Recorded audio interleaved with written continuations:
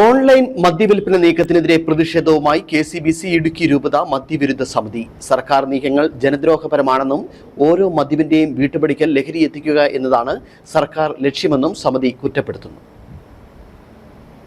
മദ്യവർജനമാണ് തങ്ങളുടെ നയമെന്ന് പറഞ്ഞുകൊണ്ട് അധികാരത്തിലെത്തിയ പിണറായി സർക്കാർ അങ്ങേയറ്റം ജനദ്രോഹ മദ്യനയമാണ് സ്വീകരിക്കുന്നതെന്ന് സമിതി കുറ്റപ്പെടുത്തുന്നു. ഈ സർക്കാർ അധികാരത്തിൽ കയറുമ്പോൾ കേവലം 29 ബാറുകൾ മാത്രമേ ഉണ്ടായിരുന്നുള്ളൂ. എന്നാൽ ഇപ്പോൾ 700-ന് മുകളിൽ ബാറുകളുണ്ട്. ഇതിനു പുറമെയാണ് ഓൺലൈനിൽ മദ്യവ്യാപാരത്തിന് പദ്ധതിയിടുന്നത്. മദ്യാസക്തരോട് ഒപ്പമാണ് ഈ സർക്കാർ എന്നതാണ് ഇതിൽ നിന്നും വ്യക്തമാകുന്നതെന്ന് ഭാരവാഹികൾ വ്യക്തമാക്കി. ഒന്നാം പിണറായി വിജയൻ സർക്കാർ അധികാരത്തിലേറുന്നത് മദ്യ നിരോധനമല്ല, മദ്യവർജനമാണ് തങ്ങളുടെ നയമെന്നും തങ്ങൾ അധികാരത്തിലേറിയാൽ കേരളത്തിലെ മദ്യത്തിൻ്റെ ഉപയോഗം കുറയ്ക്കുമെന്നും ആണ് അവർ വാഗ്ദാനം ചെയ്യുന്നത്.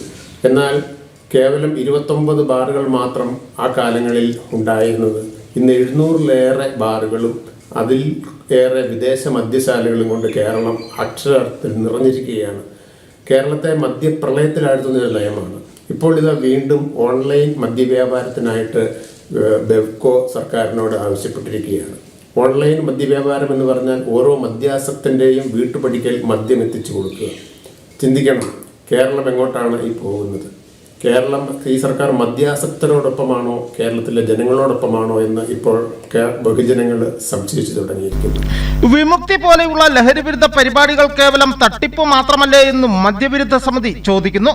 രൂപതയിൽ സർക്കാർ മദ്യനയത്തിൽ പ്രതിഷേധിച്ചുള്ള സമരങ്ങൾ കൂടുതൽ ശക്തിപ്പെടുത്തുമെന്നും KCBC മദ്യവിരുദ്ധ സമിതി രൂപത director father Thomas Valiyamangalam, president Silvy Chunayammakkal, general secretary Rojes M George തുടങ്ങിയവർ അറിയിച്ചു.